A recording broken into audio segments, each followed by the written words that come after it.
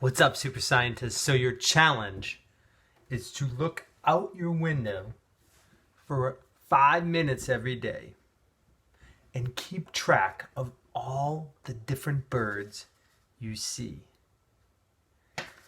I had these laying around the house, so I made some binoculars, but you don't really need them. But I'm going to use them because I had them. And I even have a sheet so I can record the different birds that I see. I put a date, today, and then I'm going to make a list of the different kinds of birds. I've already been here for 4 minutes, and so far I've seen 3 redbirds, 4 brown birds, and 1 blackbird.